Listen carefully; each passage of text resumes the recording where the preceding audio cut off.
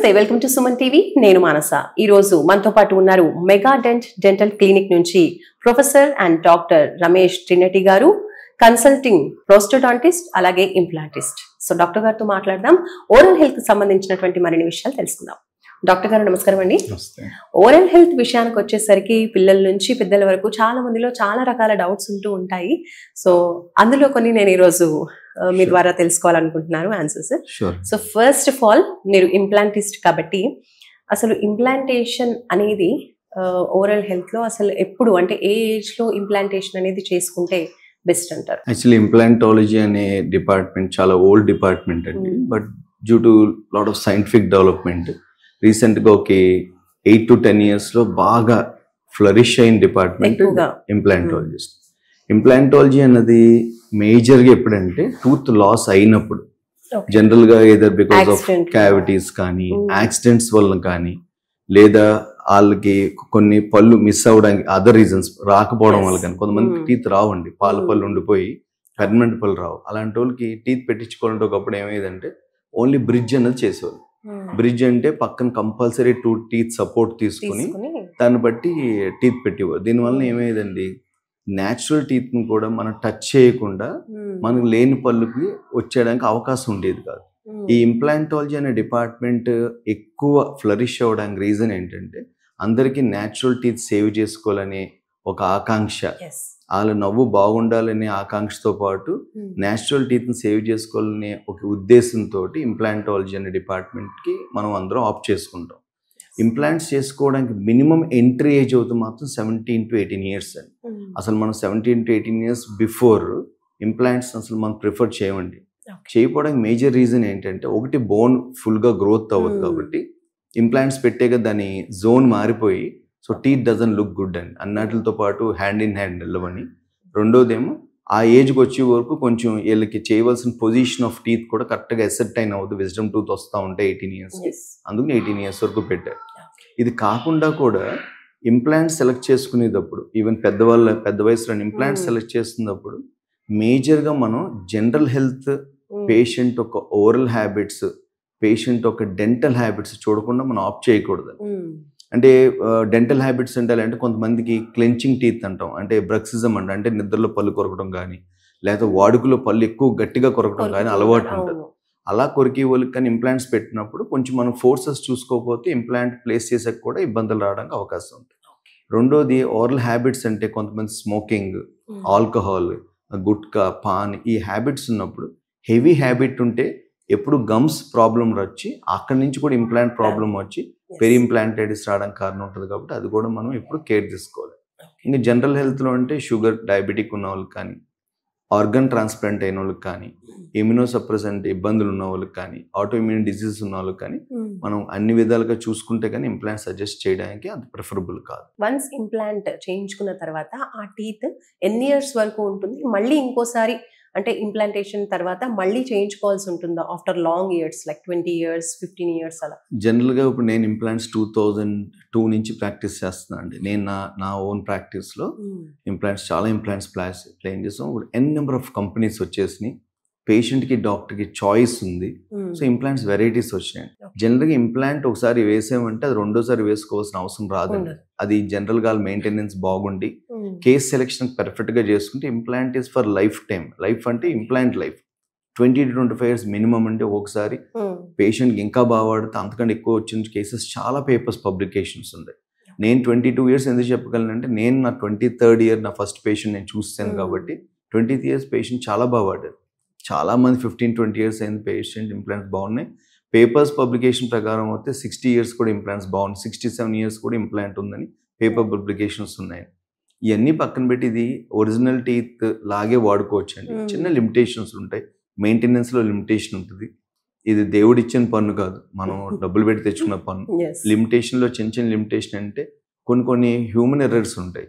అది గాడ్ అయితే చేయడు, మనం అయితే చేస్తాం కాబట్టి. స్ట్రాంగ్ ఐటమ్స్ ని కూడా గట్టిగా నవలకూడదు అంటూ ఉంటారు, అది నిజమేనా? స్ట్రాంగ్ ఐటమ్స్ లిమిటెడ్గా తీసుకోవచ్చండి, not much. Like bone, okay, hard food, లేదంటే కొంతమంది కొన్ని నట్స్ లాంటి గట్టిగా అలాంటి గట్టి తినటం మాత్రం మంచిది కాదు. కానీ తినకూడదని కాదు, కొంచెం మినిమల్గా తినచ్చు.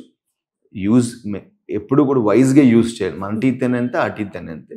న్యాచురల్ టీతే ఒక్కొక్కసారి మనం ఏమైనా బోనో లేకపోతే వైర్ ఒకరికి ఎరగొట్టుకొచ్చిన చాలా మంది పేషెంట్స్ ఉంటారండి. సో ఇంప్లాంట్స్ కూడా అది వర్తిస్తుంది. ఇంప్లాంట్ లో మేజర్ ఇష్యూ అంతా గమ్స్ నుంచి స్టార్ట్ అవుతుంది, ఇంప్లాంట్ లో స్టార్ట్ అవుతుంది. సో గమ్స్ లో ఫుడ్ ఉండిపోవడం, సరిగ్గా క్లీన్ చేసుకోకపోవడం, క్లీన్ చేసిన టెక్నిక్లు తప్పు తీసుకోవడం లాంటివి చేస్తేనే ఇంప్లాంట్స్కి ఇబ్బంది వస్తుంది. ఇంప్లాంట్ ఒకసారి ఎక్కడైనా పాడైందంటే ఇంకో ఇంప్లాంట్ వేయడానికి బోన్ అంత పెద్ద బాగుండదండి. దానికి వేరేగా మళ్ళీ ప్రీ సర్జికల్ ప్రొసీజర్ చేసి ఆ ఇంప్లాంట్ చేయడానికి ఆ సర్జికల్ సైట్ ప్రిపేర్ చేస్తే తప్ప చేయలేం. ఇంప్లాంట్ లో కావచ్చు, లేదంటే ఫిక్స్డ్ టీత్ లో కావచ్చు, ఎన్ని వెరైటీస్ ఉంటాయి? యాక్చువల్ ఇంప్లాంట్స్ లో మేజర్ గా 2 వెరైటీస్ అండి. 2 piece implant, single piece implant అని. కొన్ని చోట్ల సింగిల్ పీస్ ఇంప్లాంట్ చిన్న పళ్ళు ఉన్నప్పుడు, అంటే సైజ్ ఆఫ్ ద టీత్ కానీ ఒక సింగిల్ స్పేస్ లేనప్పుడు కానీ సింగిల్ పీస్ ఇంప్లాంట్స్ ఉంటాయి, లేదా 2 పీస్ ఇంప్లాంట్ ఉంటాయి. వెరైటీస్ ఆఫ్ టీత్ అయితే యాజ్ యూజువల్ గా మనకు చాలా వెరైటీస్ ఆఫ్ టీత్ లో మేజర్ గా పిఎఫ్ఎం అంటారు, పోర్సిన్ ఫ్యూజ్ టు మెటల్. ఇప్పుడు పోర్సిన్ ఫ్యూజ్ టు సెరమిక్స్ ఎలా ఉన్నాయి, అలాగే జిర్కోనియా వచ్చిందండి. ప్లెయిన్ జిర్కోనియా, మోనోలిత్ జిర్కోనియాస్, ఇలా వెరైటీస్ ఆఫ్ టీత్ ఉన్నాయి. వెరైటీస్లో మేజర్గా మనం చూసేది జిర్కోనియా, పిఎఫ్ఎం. పిఎఫ్ఎం అంటే లోపల మెటల్ గ్రేష్ కలర్ ఉంటుంది, కోమ్ cobalt nickel chrome metals. Zirconia అంటే white metal, like gold is an yellow metal, zirconia is a white metal. So on the top మన సెరమిక్ వేసినప్పుడు కొంచెం బ్యూటిఫికేషన్ ఆఫ్ టీత్ ఉంటుంది, naturality ఉంటుంది, ట్రాన్స్లూసెన్సీ అంటారు, అంటే మన ఒరిజినల్ టీత్లు అనిపించాయి. దానికి బాగా హెల్ప్ అవుతుంది కాబట్టి జిర్కోనియా అందరూ కూడా ప్రిఫర్ చేస్తున్నారండి. But strength wise PFM is as good as zirconia. But long బ్రిడ్జెస్కి పిఎఫ్ఎంకి చాలా మంచి ట్రాక్ రికార్డ్ ఉందండి. జిర్కోనియాకి అబౌవ్ 6, అబౌవ్ 8 చేసిన ట్రాక్ రికార్డ్ స్ట్రెంత్ అవుతూ ఉండదు. PFM have a lot of strength. But ఏంటి ఎస్థెటిక్స్, అందంలో ఒక పెసర వెనక పడుతుంది కానీ బలంలో ఎప్పుడు కూడా బాగుంటుంది. జిర్కోనియా బలం కంటే అందం ఎక్కువ ముఖ్యంగా ఉంటుంది.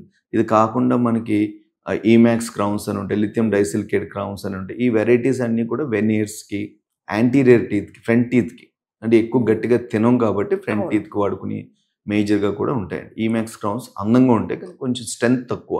స్మైల్ డిజైనింగ్ ఈ మధ్య చాలా ఎక్కువగా మనం వింటూ ఉన్నాం. ఒకప్పుడు సెలబ్రిటీస్ ఎక్కువగా ఫోకస్ చేసేవాళ్ళు, ఇప్పుడు నార్మల్ పీపుల్ కూడా దర్ అఫోర్డబుల్ కాబట్టి అందరూ కూడా ట్రై చేస్తున్నారు. కాబట్టి ఈ స్మైల్ డిజైనింగ్ అల్గోరిథం గురించి ఒకసారి తెలియజేయండి.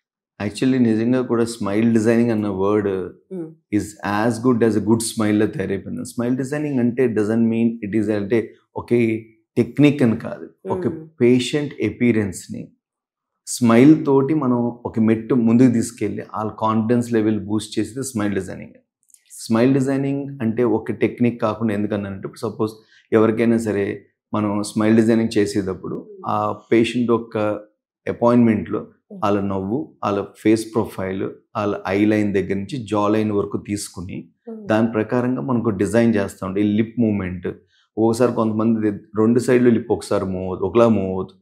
ఆ మూమెంట్ని బట్టి అన్నిటిని బట్టి ఆ లిప్ లైన్ బట్టి, లిప్ లెంత్ని బట్టి ఆ స్మైల్ ఎంత కనబడుతుంది, ఎంత కనపడితే బాగుంటుంది.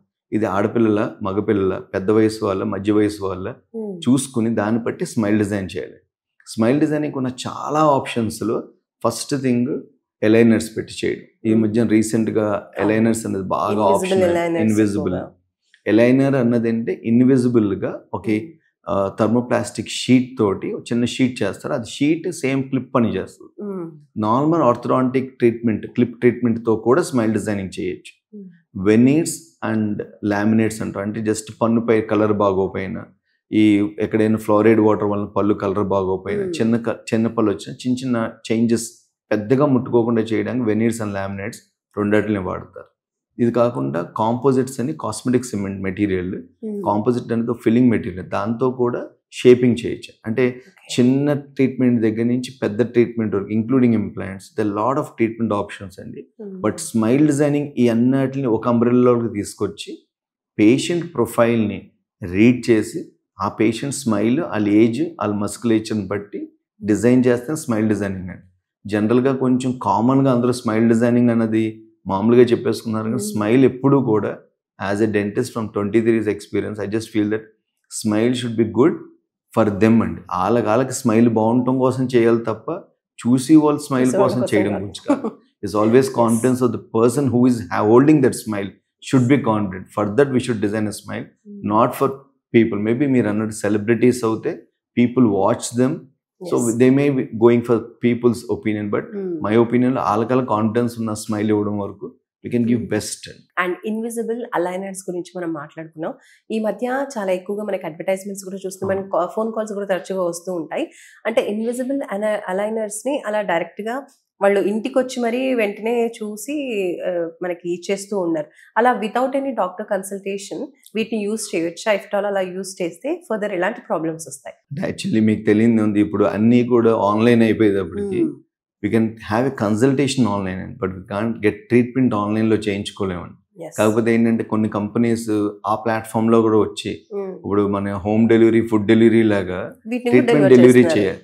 ట్రీట్మెంట్ డెలివరీ చేయడం అన్నది మంచి ఆప్షన్ అండి. సపోజ్ ఎల్డర్లీ పేషెంట్ ఉన్నారు, ఎవరైనా ఇమ్మొబైల్ పేషెంట్ ఉన్నారు, ఇంట్లోంచి కదలలేకపోయారు, ట్రీట్మెంట్ ఆప్షన్ మంచి ఆప్షన్. దాన్ని ఇప్పుడు నెక్స్ట్ కమింగ్ 10 years లో treatment at home will be very good option అండి. పెద్ద ప్లాట్ఫామ్ అండి అది.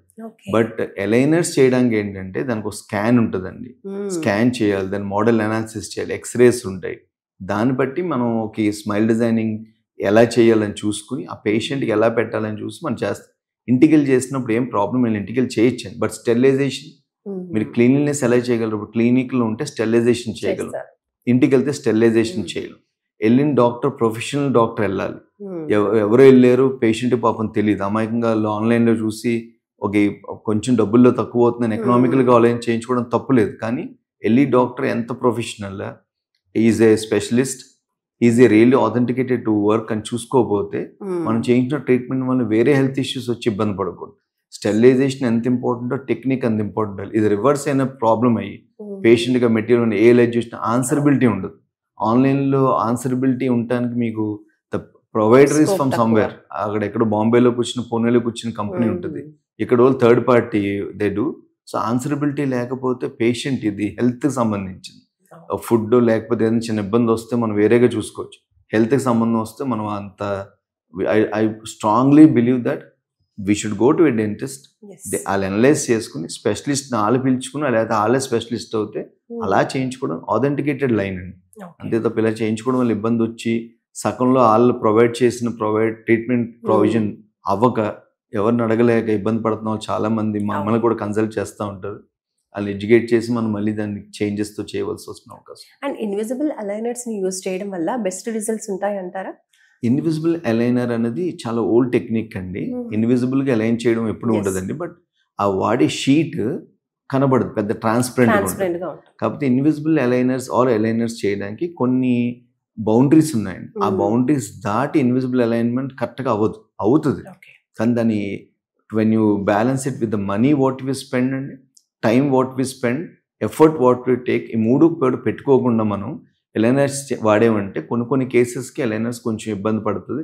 మా ఆర్థోడాంటిస్ట్ రెగ్యులర్గా అలాంటి కేసెస్ వాళ్ళు ఇబ్బంది పడి నాతో డిస్కస్ చేయడం వల్ల అలైనర్స్ గురించి నాకు బాగా తెలిసిన మా ముగ్గురు ఆర్థోడాంటిస్టులు ఉన్నారు మన మెగాడెంట్లో. మా మెగాడెంట్లో ఉన్న ముగ్గురు ఆర్థోడాంటిస్టులు కూడా ఇలాంటి కేసెస్ గురించి జనరల్గా మేము ఓది జస్ట్ స్టడీ క్లబ్లో కూర్చున్నప్పుడు వాళ్ళు ఎక్స్ప్లెయిన్ చేస్తాం. చాలాసార్లు విన్నదంటే అలైనర్స్ మెయిన్ కేస్ ఏదైతే మనం సెలెక్ట్ చేసుకున్న కేస్ సెలెక్షన్ ఇంపార్టెంట్ అండి. అప్పుడు పేషెంట్కి కూడా ఎఫర్ట్ లేకుండా ఉంటుంది. ఇప్పుడు సపోజ్ సమ్ రిమోట్ ప్లేసెస్లో ట్రీట్మెంట్ చేయించుకోవడానికి aligner is a good option. మీరు అబ్రాడ్లో ఎక్కడ ఉన్నారు, ఇండియాలో సగం ట్రీట్మెంట్ చేయించుకుని ఇంకో చోట చేయించుకోవాల్సి వచ్చినప్పుడు అలైనర్ గుడ్ ఆప్షన్. పిల్లలు ట్రావెల్ చేయలేరు అనుకున్నప్పుడు good option. But selection of case చాలా ఇంపార్టెంట్ అండి. పర్టికులర్గా దానికి అలైనర్ స్పెషలిస్టులు ఉంటారు, ఆర్థోడాంటిస్ట్, వాళ్ళతోనే చేయాలి. అండ్ డాక్టర్ గారు ఒక జనరల్ క్వశ్చన్, అంటే చాలా మందికి అనిపిస్తూ ఉంటుంది, ఒకసారి ఏమైనా చల్లగా కానివ్వండి, బాగా కూల్ డ్రింక్స్, కూల్ వాటర్ తాగినప్పుడు అప్పుడు బాగానే ఉంటుంది, కానీ కొంతమందికి జివ్వుమంటూ ఉంటుంది కదా, అంటే టీత్ పైన ఎనామెల్ అనేది పోయింది. వన్స్ ఎనామెల్ పోయిన తర్వాత మళ్ళీ అది రీగెయిన్ అవుతుందా, రీజనరేట్ అవుతుందంటారా? మీరు బాగానే హోంవర్క్ చేశారు. ఎందుకంటే నిజంగా కూడా అసలు enamel once last is ever last. Enamel last అంటే కొంతమంది పేస్ట్ చెప్తూ ఉంటారు అడ్వర్టైజ్మెంట్స్ లో కూడా, ఇవి వాడడం వల్ల మళ్ళీ మనకి రీజనరేట్ అయ్యింది, మళ్ళీ ఆ సెన్సిటివిటీ పోయింది అంటూ ఉంటారు. ఎనామెల్ ఎప్పుడు రీజనరేట్ అవుదండి, డెంటిన్ రీజనరేట్ అవుతుంది. మనకి ఎనామెల్ రీజనరేట్ ఎందుకు అవుతుందంటే అది వన్స్ ఫామ్ మళ్ళీ ఫామ్ అవుతుంది. ఎనామెల్ పోవడానికి మేజర్ రీజన్ హార్డ్ ఫుడ్ తినడం, లేదా గట్టిగా బ్రష్ చేయడం, హై అబ్రేజివ్ పేస్ట్లు వాడేయడం, తెలియక గట్టిగా బ్రష్ వాడిన బ్రష్ని ఎక్కువ రోజులు వాడేయడం వల్ల ఎనామెల్ అరిగిపోతుంది. ఇది కాకుండా కూడా హార్డ్ ఫుడ్ తినటం, పళ్ళు కొరకడం, నోరడం, వీటి వల్ల కూడా మనకి జనరల్ గా ఎప్పుడు చూస్తామండి ఈ టీత్ పైన ఎనామిల్ అరిగిపోవడం, సెన్సిటివిటీ వస్తుంది. ఇప్పుడు చిన్న అడ్వర్టైజ్మెంట్ లో చెప్పినట్టుగా పేస్ట్ నిజంగా కూడా డీసెన్సిటైజింగ్ పేస్ట్లు వాడటం మంచిదే అండి. బట్ లాంగ్ స్టాండింగ్ యూస్ చేసే పేస్ట్లు కొన్ని మాలిక్యూల్స్ ఉంటాయి. కొన్ని మాలిక్యూల్స్ 3 months వాడటానికి వాళ్ళు ప్రిస్క్రైబ్ చేస్తారు. అమాయకంగా పేషెంట్ రెగ్యులర్ గా అలాగా వాడేయడం వల్ల దానివల్ల ఇబ్బంది వస్తుంది. రెండోది మేజర్గా నేను అందరికీ me through Suman TV through అందరికి చెప్పదలుచుకునేది ఏంటంటే, పేస్ట్ ఎప్పుడు కూడా ఇది ఫ్యామిలీ సోప్ లా కాదండి, మనం అలా వాడలేం. ఇప్పుడు సపోజ్ మా నాన్నగారు సెన్సిటివిటీ పేస్ట్ వాడుతున్నారండి, ఆయనకి సెన్సిటివిటీ ఉంది కాబట్టి ఏజ్ బట్టి ఆయన సెన్సిటివిటీ వాడారు. లవకస్రావు గారు సెన్సిటివిటీ పేస్ట్ వాడారు. వాళ్ళ అబ్బాయి నేను సెన్సిటివిటీ పేస్ట్ వాడుతున్నాను అనుకోండి, నాకు సెన్సిటివిటీ ఉందా నాకు లేదా చూసుకోకుండా అదే పేస్ట్ నేను వాడతా. నేను వాడాను అనుకోండి నాదే తప్పు, నేనే సెన్సిటివిటీ లేకుండా వాడితే నాకు తప్పు అవుతుంది. నేను వాడకూడదు కదా. దాని మందు ఏంటి? సెన్సిటివిటీ. మనం ఏం చేస్తాం, ఒక పేస్ట్ పెట్టి పిల్లలు అదే పేస్ట్, మిడ్ ఏజ్ అదే పేస్ట్, కాలేజ్ గోయింగ్ అదే పేస్ట్, పేరెంట్స్ అదే పేస్ట్, గ్రాండ్ పేరెంట్స్ అదే పేస్ట్ వాడకూడదండి. అలాగే నేను ఎందుకు అంటున్నానంటే, sensitivity paste is only for sensitivity ఉంటేనే. కానీ ఇప్పుడు యాడ్ వచ్చినప్పుడు ఇంట్లో పేస్ట్ కొన్నప్పుడు అది అందరూ వాడతారు. మీ త్రూ అందరికీ సుమన్ టీవీ త్రూ అందరికీ తెలియవలసింది ఏంటంటే, పిల్లలకు వాడే పేస్ట్లో ఫ్లోరైడ్ ఉండాలని చెప్తాను. మిడ్ ఏజ్ వాడే పేస్ట్లో సాఫ్ట్ అబ్రేజివ్స్ ఉండాలి, హార్డ్ అబ్రేజివ్ ఎనామిల్ అరిగిపోయి ఉండకూడదు. ఓల్డ్ ఏజ్ పేషెంట్స్కి ఆల్రెడీ అరిగిపోయి ఉంటే సెన్సిటివిటీ పేస్ట్ వాడాలండి.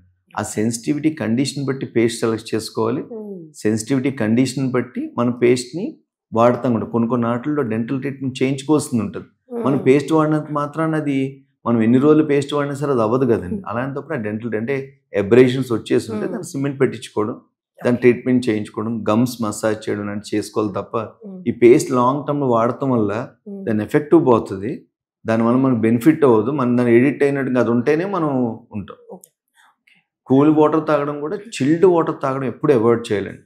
రూమ్ టెంపరేచర్ కొంచెం మరీ హాట్ సమ్మర్స్లో కొంచెం లిటిల్ కూల్ వాటర్ తీసుకోవాలి తప్ప chilled water, cool drinks avoid చేయడం మంచిది. అయితే ఇవన్నీ మాకు తెలియదు. కామన్ గా అంటే ఏది బెస్ట్ పేస్ట్ అని అంటే ఏం చెప్తారు మీరు జనరల్ పీపుల్ కి? ఇప్పుడు సెన్సిటివిటీ లేదు సెన్సిటివిటీ లేనప్పుడు ఎవరైనా సరే మెంథాల్ని అవాయిడ్ చేయాలండి. పేస్ట్లో మెంథాల్ని ట్రూగా అవాయిడ్ చేసేయాలి ఫస్ట్. అంటే మనం క్రిస్టల్స్ ఉన్నాయి, మెంథాల్ ఉన్నాయి, ఎక్కువ వాడకూడదు ఫస్ట్. సెకండ్ ఇంకోటి ఏంటంటే, మనం వాడి పేస్ట్లో సాఫ్ట్ అబ్రేజివ్ ఉండాలి, హార్డ్ అబ్రేజివ్స్ ఉండకూడదు. పేస్ట్ని ఎప్పుడు కూడా హెవీగా ఫుల్ బ్రష్ అంతా వచ్చిలో పెట్టుకోవాలి. ఎప్పుడు కూడా గ్రౌండ్ నట్ సైజ్ పెట్టుకోవాలి. ట్వైస్ బ్రష్ చేయాలి, గమ్స్ మసాజ్ చేయాలి. పేస్ట్ వాడుతున్నప్పుడు ఏ పేస్ట్ తీసుకున్నా సరే అడ్వర్టైజ్మెంట్ చూసి దాన్ని ఎప్పుడు కొనుక్కోకూడదు. దాంట్లో ఏ మెటీరియల్ ఉంది, ఆ మెటీరియల్ ఉందా అని అన్ని రియల్గా పనిచేయండి. పనిచేసి చూసి చేయించుకోవాలి. అవాయిడ్ చేయవలసింది మాత్రం సెన్సిటివిటీ పేస్ట్ అందరూ వాడకూడదు. మెంథాల్ ఉన్న పేస్ట్ని అవాయిడ్ చేయాలి. పిల్లల్లో ఫ్లోరైడ్ పేస్ట్ వాడాలి. ఇది మాత్రం కంపల్సరీ మనం కేర్ తీసుకోవాలి. రైట్ డాక్టర్ గారు, థ్యాంక్ యూ సో మచ్ అండి. మాకు ఉన్నటువంటి కొన్ని డౌట్స్ కి మంచి క్లారిఫికేషన్ ఇచ్చారు. Thank you very much. Thanks Suman TV and you all. Thank you.